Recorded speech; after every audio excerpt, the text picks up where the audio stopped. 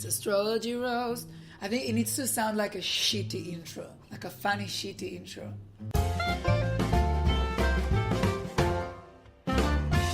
Hi everyone and welcome back to Astrology Roast. My name is Karen. My name is Itai and we're back. We sure are, which of course you know that because you're listening to us. Yeah.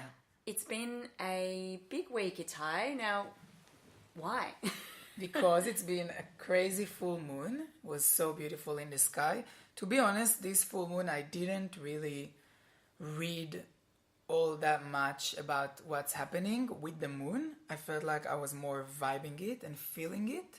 I do have some research-based evidence about it, but it was more of a feeling for me. For me, it was definitely a very intellectualized, rational experience of the moon, as always, being a Gemini ruled by Mercury. So I always read up on things and get my research. So we talked a little bit last week about this full kind of eclipse moon, which is in the very brashy, bold, loud, and attention-seeking sign of Leo, which I'm a big fan of. So I really felt that it was actually quite a positive, gentle full moon. A lot of people were texting me for my wisdom and advice, my support, which I was very excited about, to be asked anything about anything. As anyone who knows me might know that it's my ultimate dream to be on the current affairs episode show of Q&A. I don't care what it's for. I just want to be invited to be on Q&A as a specialist or as a local celebrity or a personality, just to chat. And you would be so good on Q&A. I feel like you were just they would keep asking you questions, but you will just give them these one-liners of I have to disagree here with you, Richard. Exactly. I would just love that so much. And it's also my ultimate dream to be on Q&A with my friend Alina, who is a human rights lawyer. Yeah. I want to be on the same panel with her and where we can refer to each other as friends, but also as colleagues, as practitioners, or as equals. And I'm not a lawyer or a human rights worker at all, but I just want to be invited to Q&A. But that's separate. I do care about the world, for sure. And humanity. So this full moon, you might have felt, let's not forget it was an eclipsed full moon. So basically it was a full moon, it was the Leo shining, but that shining bright light was covered by the shadow that was casted on it. And some people refer to full moon eclipses as full moons on steroids, on spilkers, as if anyone speaks Yiddish or knows that, spilkers, on, going crazy. Yeah. On what's the phrase? It's sitting on nails. Is that a phrase? No. Okay. So that's maybe just a memory that I have. So if you felt like you were sitting on nails or on spilkers or on steroids or cortisol cream, that was because of this Leo full moon. And I felt, so basically Leo is as we know in astrology, everything works with balance of opposites. So we have Leo, which is the star, the one that want to be in the spotlight, and we have Aquarius, which is right across the road on the chart, which is more of a collective sign. That's not about me, it's about society, and it's about rationalizing things and thinking them through. So this eclipse moon, you might have felt like there's a lot of you that's ready to go out there, but something's holding you back. For me, I know I was this whole weekend on the couch, and I know we refer to the couch here on this podcast quite a lot, and just like New York City is the fifth character of Sex and the City, our couch is the third member of this podcast, the third host, you can say. But so I was on the couch for 3 straight days. I had 2 birthdays that I didn't go to, unfortunately, so shout out to Ronit and Laura, our Capricorn, Aquarius, Casping friends, that I couldn't make it to their birthdays because I really felt like I was eclipsed as well.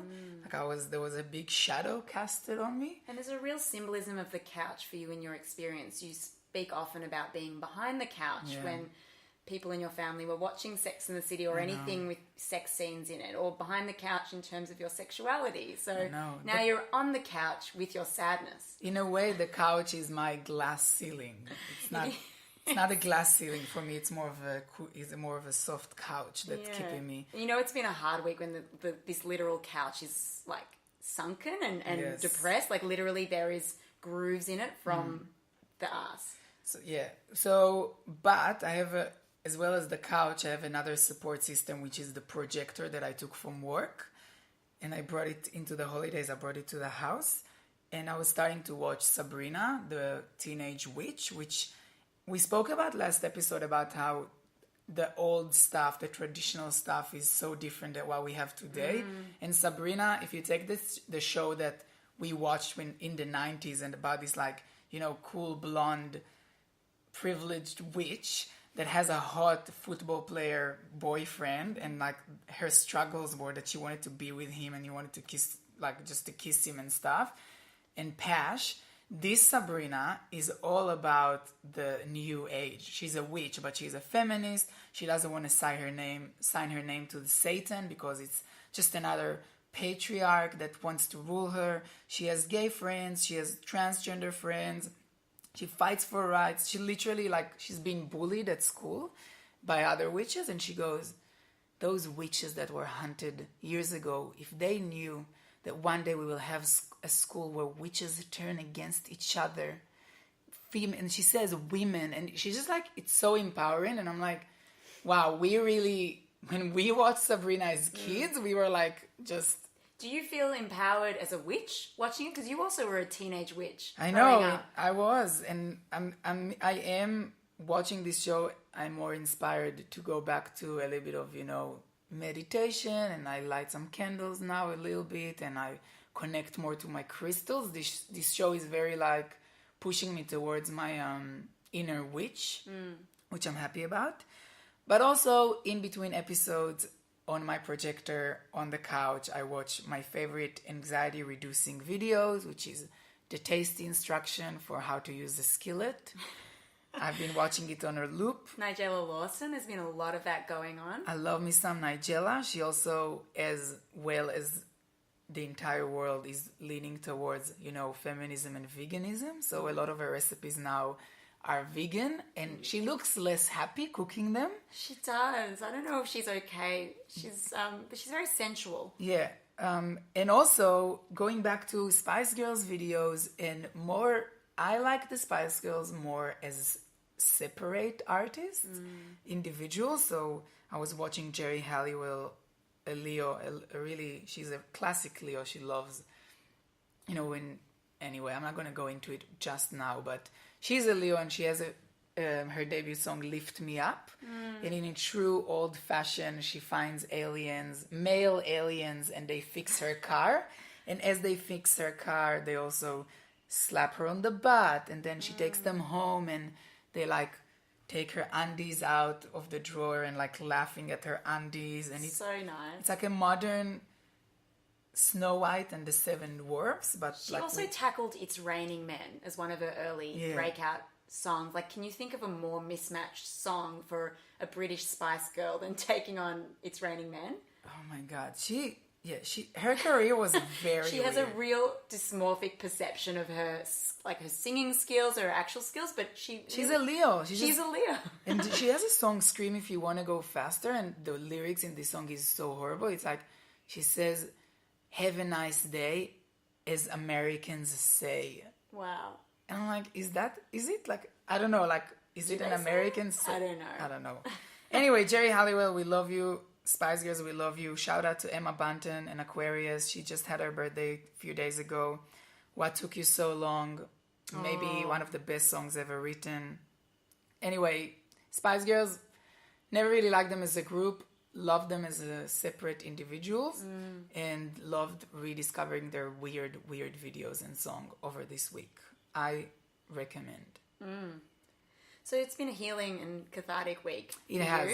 Yes. I've been stepping into my full Leo persona and have been out and about more than is per usual, which is really cool. Now, grounding me always, how you said that you love your crystals and you have your baths and you do things to help you feel grounded when things are a bit chaotic. My sense of grounding usually comes from seeing my grandmother. So for those who maybe are used to other terms for grandmothers like yaya or abuela, my grandmother, my bubby, is my Slovakian grandmother who I see once a week. Lately, I've seen her in the last couple of weeks. She's been really obsessed with my nudity or me being a bit slutty. I don't have any idea where she's getting this concept from, but she's let a couple of nuggets out when she's chatted to me. So like I saw her recently, and what did she ask? She always asks, so tell me, how's the love life going? And we come from a very repressed family that no one is ever talking about like the body or sex or the fact that, you know, to have these next generations of people might have had to reproduce in a sensual, romantic way. Like, it's just not on the table. It never has been. It never will be. As I've said before on this podcast, I was raised as a head, not as a head with a body. So very odd when she says it. It's very out of character. It's not casual and relaxing. It's stressful and out of context. So she's like, how's your love life? And there's no right answer. If I say it's good, then I'm being slutty. If I say it's not good, then I'm putting myself on the shelf to rot as a woman. So lately I came to bagels session with my grandmother. It was about a 40 or 38 degree day, really, really hot. And I was wearing jeans and a singlet, knowing full well that exposing my arms is kind of a red flag for her. It's a that provocation. I'm a loose woman, exactly. So Provocation. as soon as I go sitting there, hi, Bubby, how are you? She's like, oh, you dressed for a striptease. Which someone pointed out to me was really strange, because when you're dressed for a striptease, you're actually covered up. But clearly my grandmother wanted to indicate that I was dressed as a stripper. Then that was 1 week where she said that. Then the other week she asked me something. I said, she asked me if my eyebrows were painted on. And she also said my hair's just very long and out there. I need to fix my hair. And You do have balayage now. But I do have balayage, which is kind of a bit of blonde in the hair. But I said, no, my eyebrows aren't painted on. They're my real eyebrows, and I'm just going for a bit of an Italian look. To which she responded, oh, what, being Jewish isn't enough? You've got to be Italian now? And I was like, well, you can be both. And she said, well, not really. And there was, oh, yes. And I said to her, I might participate in this arts project that's coming up. And she said to me, oh, what, are you going to walk naked down the streets? And my mother, who was also there, said, don't worry, she just thinks all art is, you know, walking around naked on the streets. It's not just you. So all these weird comments about me being dressed for a striptease, me having painted eyebrows on, me walking naked down the streets. Wow. I think my grandmother is kind of trying to communicate with me in code to encourage me to become a burlesque dancer or something like that. Or maybe it's just an escort or something going on here. Maybe it's just a simple slut shaming by your grandma. It's like there is definitely shame attached to it, and she's definitely saying she thinks I am a slut, and yet she wants me to be talking to her about these things, but like whatever I'm answering is wrong. Yes. So I don't know what to do, but she's kind of winking and smiling while she says it, and like, sure, maybe my eyebrows look like they could be painted on. I don't know. I don't know. It's that ultimate conflict that I hear that women have between being the mom and the sexual object. Yeah, I don't know. And I I'm know. neither. Well, you could be whatever you want. That's the beauty in the world. I would love to film a documentary about you taking your grandma to the Amber Rose slut walk. And which is an incredible thing. And Amber Rose in general is an inspiring Libra that I recommend everyone to follow on Instagram and all social media. She's doing the slut walk in LA every year, where women just walk in whatever they want to walk, whether it's nude or fully clothed. Basically saying whatever I'm wearing is not a reason for you to touch me. And yeah, maybe you should take your grandma there and, you know, painted eyebrows and all. I think that would be a horrific thing. Like, she would smile at everyone, hold their hands, look up to them and say, it's fine, this old age home I'm in. It's nice, it's clean, it's kosher. They give you 2 meals. She'd go to the next person, she'd say, it's nice, it's clean, it's kosher. They give you 2 meals. And then afterwards she'd be like, it's different. These, like, I don't know, they're you can see exactly up their skirts. You can see up everything. How do they drive a car when they're wearing such tight clothes? I know, So she would be very, very overwhelmed. So no, I won't be doing that. But that's my healing mechanism. Another thing that you and I did together during this full moon crazy Leo energy was go to the ocean. In other words, we went to a weird, Geelong, which is a special town an hour out of Melbourne where apparently things happen. Yes, and I went to see Manika, which is the astrologer that came to our live roast 2 weekends ago. And I went to get my full chart done by her. And it's something that I've done before with other astrologers, but I really felt like she could shed some light on different things, and I was right. She was incredible, and she really pointed me in a few directions. I know I always talk about my Virgo moon and my Aries and my fire, but it is time to confess. I actually have 2 very, very significant Pisces placements. And I know people from our podcast will be like, oh my God, hypocrites, you make fun of Pisces. You make fun of Pisces and Taurus the most, but I have a Venus in Taurus, which is another confession. Oh my God. And I've got a Jupiter in Taurus. I don't know, it stresses me Which out. I'm proud about my Venus in Taurus, because every time I say Venus in Taurus, everyone is like, oh my God, Venus in Taurus is ruled by Venus. It's hot. very sexy, it's very sexual. Yeah, what can I say? All true. But Pisces is in Mercury, and my North Node is in Mercury, which means, yes, I am a little bit of what would you say? How would you describe it? Like off with the fairies? I think I might also have a Pisces in... No, I've got my Gemini and Mercury, but yeah, Pisces, it's kind of a gentle, spacey, dreamy quality. So when your Mercury and Pisces are together, it's not the most natural placement for it. Yeah. So it's a bit odd, but it would explain all of your obsession with the otherworldly things. So being witchy, being connected to consciousness and to feelings, being an empath or being friends with an empath, which I sometimes identify as. Yes. So that would explain a lot. And she's told me, sometimes you might have thoughts, or sometimes you might have anxiety or sad thoughts. I just want to tell you that sometimes it's not your thoughts. Sometimes it's you're picking up on ancestors' thoughts or other spirits' thoughts. And I was like, thank you so much. It's a relief, like blaming my anxiety on other spirits. Oh my God. It's just so easy. So if you have a Mercury in Pisces and you're feeling a little bit anxious, just project it on a spirit.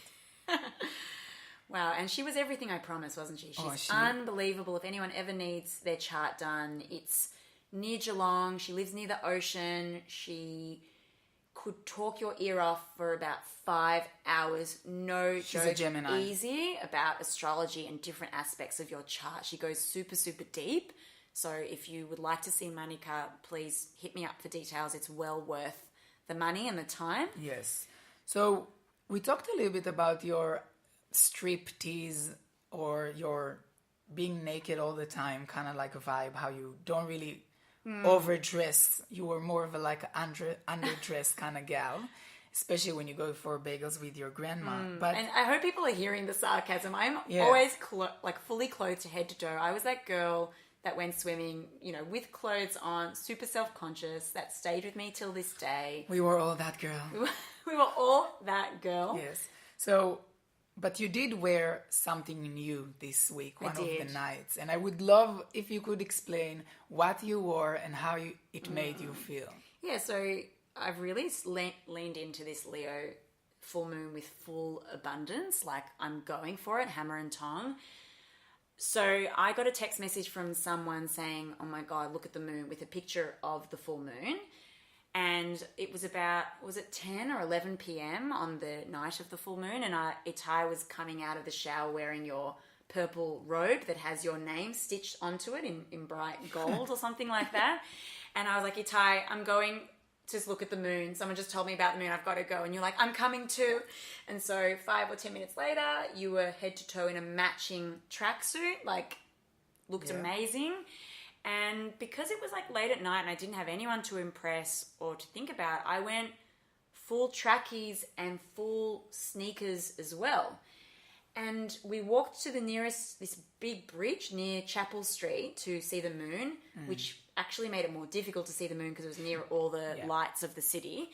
But anyways, and we were walking near the cemetery, which is on the way, in trackies, in runners, and I just felt like I never wear tracksuit pants socially or outside. I was like, this is everything. This is a level of comfort that I have not experienced. the level of ownership of space, of taking up space as a woman, as a Gemini woman. And it was empowering. I didn't know that I could feel such levels of comfort and domination and colonialism and all of these things. It's all those beautiful feelings that Or maybe not the colonialism. I take that back. all the things that men were Yes. were and still are feeling You were quite freeballing. frequently. And I think trackies were designed definitely and invented by a Taurus. Obviously, the ultimate.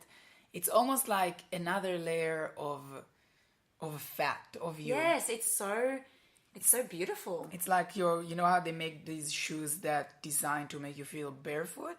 So I feel like trackies is almost like a womb, like wearing a womb. And my relationship with trackies started early on. So, you know, that as a kid I was on the heavier side.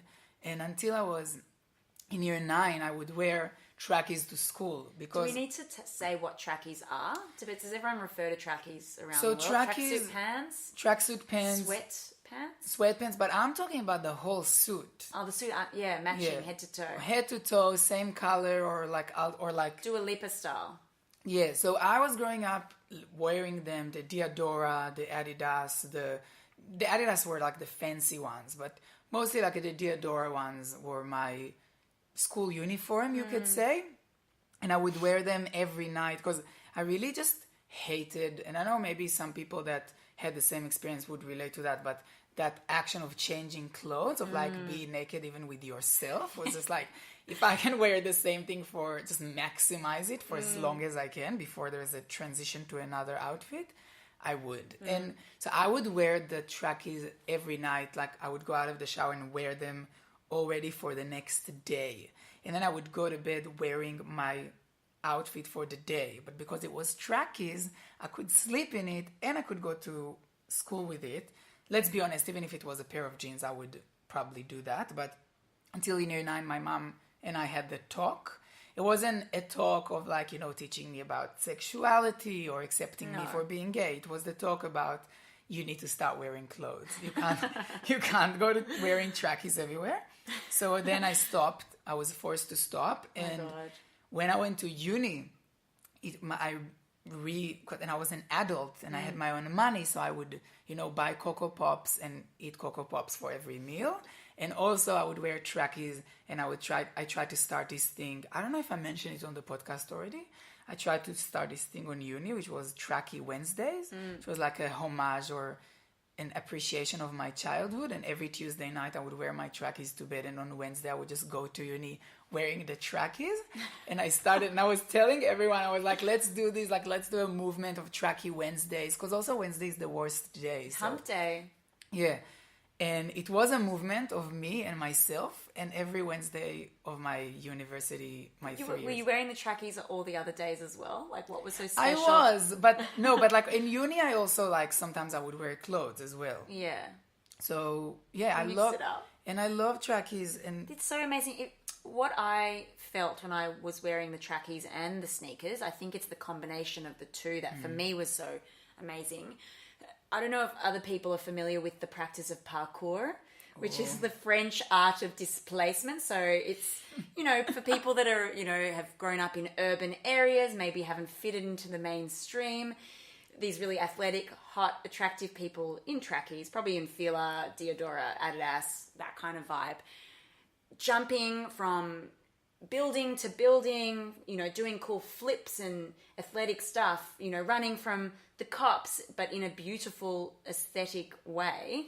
yeah. I felt like I could do that at any moment. So when we were walking to the bridge to see the full moon, I thought, well, if I wanted to jump a fence right now, or if the cops started to chase me down, which, you know, hasn't happened yet, but if that was to happen, I could be so agile and quick and because of the trackies and the thing. So I don't know how to incorporate this into the day-to-day world, but this was a huge part of my full moon experience. It's just, and we're talking about Leo and stepping into your light, even though it's been eclipsed and there might be some struggles with Some that. weird Aquarius vibes with it.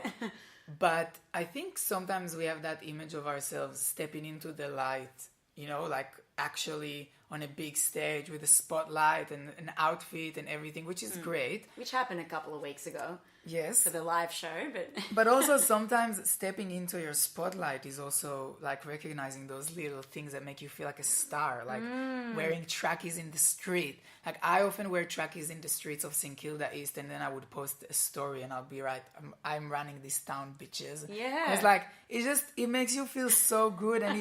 And I think you should explore what clothes kind of bring it out for you. And it could be that red lipstick, it could be that hoop earrings, it could be that high ponytail that makes you feel a bit that smarter. balayage. That balayage, whatever it is, that ombre, whatever it is, hair, clothes that makes you shine. Now, we also went to an event last night, which was pretty cool and sparked some thoughts. It did. So at the moment in Melbourne, the Festival of Midsummer has been going along. So that is a festival celebrating queer culture, LGBTIQ culture, arts, music, and just a big party. I've never participated until this year, so it's been fun to kind of go along to a couple of events. But myself and a couple of other friends went last night to see the Queer Stories event, which it's a podcast called Queer Stories. It's also been turned into a book, but it's different queer LGBTIQ plus people telling their stories on stage. Yes, and as you said, all those stories are recorded and uploaded. So it is a podcast, and there's like already tens or hundreds, I think tens probably would be more accurate, of stories. So I really encourage if you guys want to go and check them out. And we saw 6 stories that were pretty cool, pretty different as well. But I feel like it was very symbolic to watch it on that full moon time, because literally what is like queer stories, usually the stories you won't hear, usually the stories of the people that don't have that stage. And especially you would be able to see maybe a gay character almost in every show, in every movie, but as long as you like continue with the LGBTI and like go with the letters, there will be less representation of all the letters on this community. So that event was actually giving people that usually won't have that spotlight a chance to actually tell their story. And I think it really suited the full moon. And some of them, so one of them was Nath Valvo, which is a comedian, Australian comedian. You could see stuff online, and he was talking about his obsession with Kylie Minogue, which I feel really aligns with what we just said about how something so, like, people would look at trackies and be like, it's just an outfit, or at pop stars. So much more. And pop stars, how usually the gay community can look up to pop stars, and for people that grew up not in the city or not in a very accepting area, how this person means like the portal to the other universe for them. And I feel like his story of secretly listening to Kylie Minogue and collecting all of the paraphernalia related to her while still in the closet or still not able to share that with his family, but just gaining so much from Kylie's presence. Yes. I feel like it really mimics your relationship with Britney Spears, like and the ways that you've described how she inspired you and how she made you feel growing up watching her. And like I remember pretending to want Skechers because I like those shoes, and not because Britney was like the person that was like, I had a poster of her wearing Skechers, and I was like, if I have those shoes, and I know it's like a capitalistic way of selling shoes, and I'm not like, I know I just like it, like it was convenient that I was a teenager that wanted to be like Britney and was buying the shoes that someone paid her to advertise. But in my teenager mind, it was like, you were buying freedom and happiness. Yes, and it was like I'm stepping in the shoes that is like Britney's shoes, and and listening to that to them in your room, and like trying to not like hide the fact that you love them. And I think he has a tattoo of that Kylie. She signed his arm, and he got a tattoo of her signature. And he said at the end, sorry for spoiling it, but he said, "This is a fuck you to everyone that like I was trying to hide my Kylie obsession from. So now it's tattooed on my arm. And obviously I left the room thinking I should get a tattoo of Britney's face on my forehead. But it was so cool to see someone that like takes something that was his shameful part of him and putting it on his arm as a fuck you to everyone. And I feel like that was the theme of some of the stories as well. Just like, this is who I am, and it's wonderful and weird and amazing, and such a appropriate collection of stories for a Leo full moon and the end of a 2-year eclipse cycle of knowing who you are and being okay with the shadow within you. Even wearing that shadow on your arm. Yeah. And another kind of amazing part of that night, so one of the cabaret performers at that event said this quote that I don't know how I feel about it, but it really resonated for some reason. She was telling some story, I can't remember the story, but she said about something, it's not an apology. No, yes, it's not an apology, it's a reality. And I don't really understand what that means, because I've been on this journey to try and not apologize for my existence, but that's a really like apologetic way of being, of saying like, that's just the reality. So if you say like, I'm sorry I'm so loud, or I'm sorry I'm so annoying, or I'm sorry that, you know, I just keyed your car because you hurt me. Not that that's ever happened. You know, but saying it's not an apology. It's a reality. It's a real like, fuck you.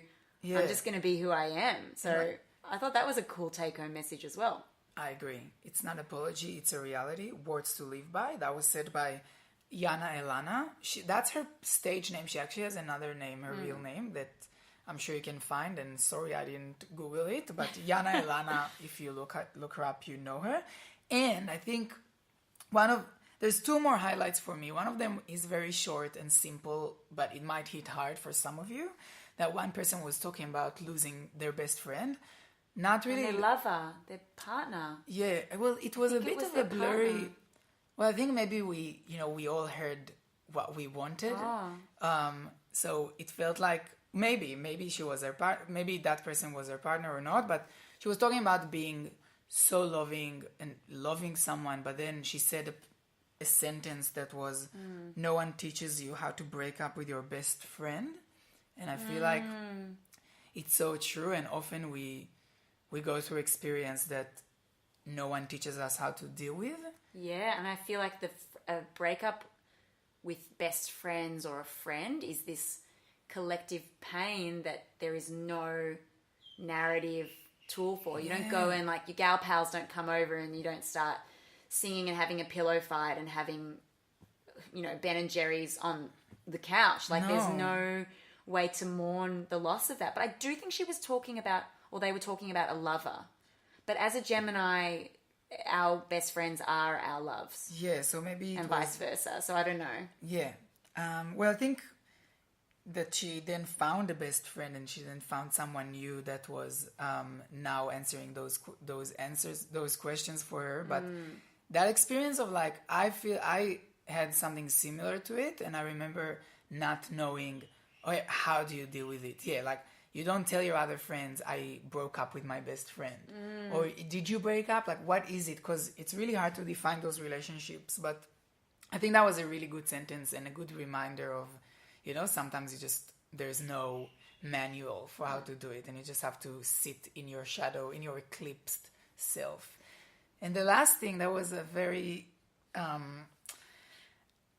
would you call it? An inspirational moment was a story by a beautiful Piscean. Her name is Ali Garrett, and you should all now pause this podcast and go and follow her on Instagram, because she has the most amazing feed I've seen in a while.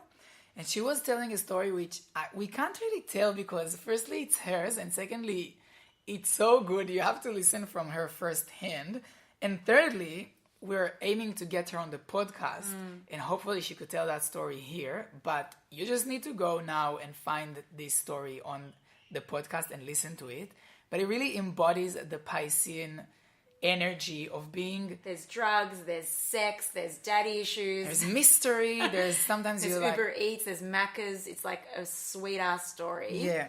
She was amazing, but I think the best part of the performance for me was watching you really get super weird after the show by accosting her and like jumping on her as soon as she walked out, and you were so excited and you were so inspired, and you went straight up to her to be like, oh my God, I loved what you did and I have a podcast. I'd love to have you on the show. Yeah. And she was super lovely and so happy to see you. But she also said, look, I've got to go get a drink now. Yes, but in my defense, she did have to go and get a drink, but I followed her, and literally 2 hours later, it was like 12 a.m. and I was on Instagram and we were both like talking about our daddy issues. Oh my God. And you both have Aquarius daddy issues. I know, and she said she's on an Aquarius detox, which I'm like, God. when am I going to get on that detox, on that sweet detox? Long overdue. Yeah. Long so overdue.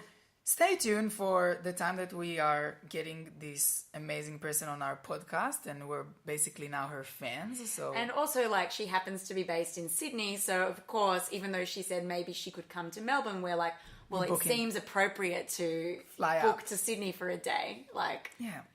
So anyone that listens in Sydney, I don't even know if we have many listeners in Sydney, but we might be coming down in a couple of weeks or a couple of months. We'll let you know. So please go check out Queer Stories, and maybe if you've been feeling a bit lately like You've been sitting on pins.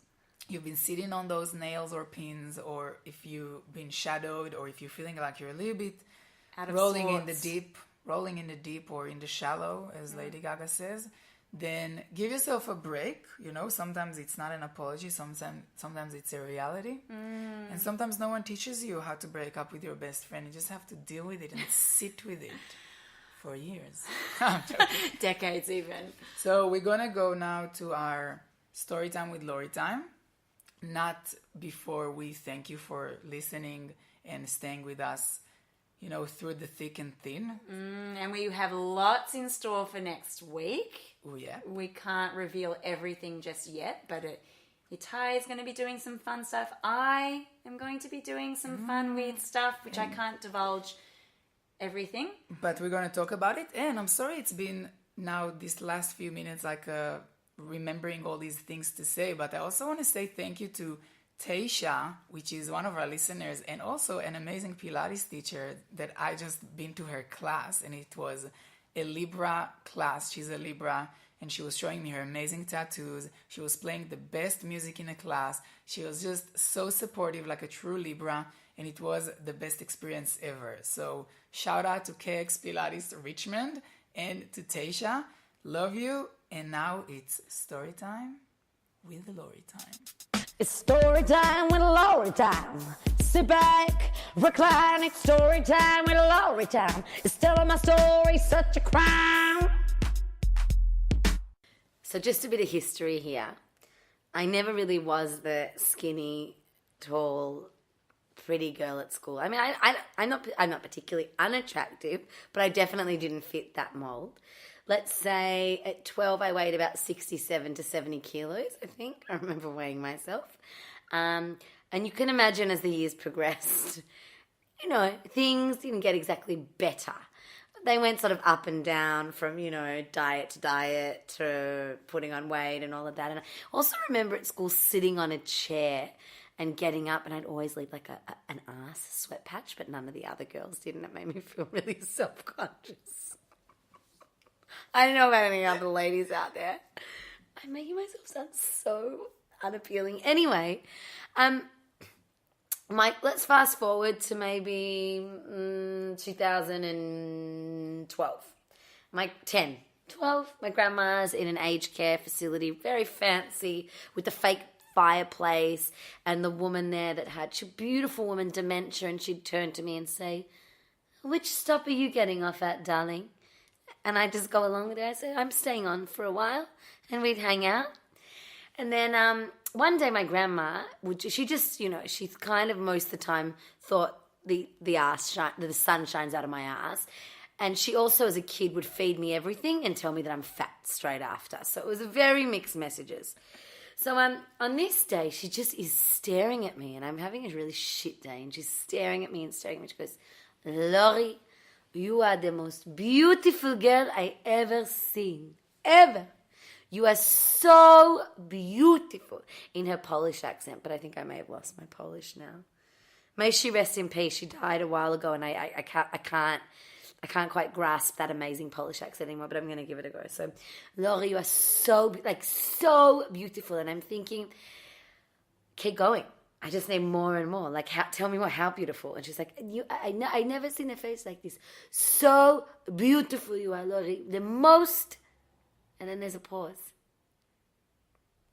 And some men like fat girls. I don't think we need to say anything else.